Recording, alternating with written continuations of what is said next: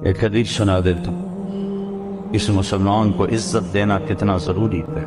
मेरे नबी ने फरमाया 1 रुपया सूद खाना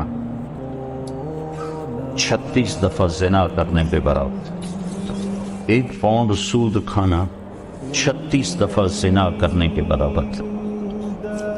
इसके बाद आपने फरमाया और तुम्हें बताऊं सबसे बड़ा सूद क्या है।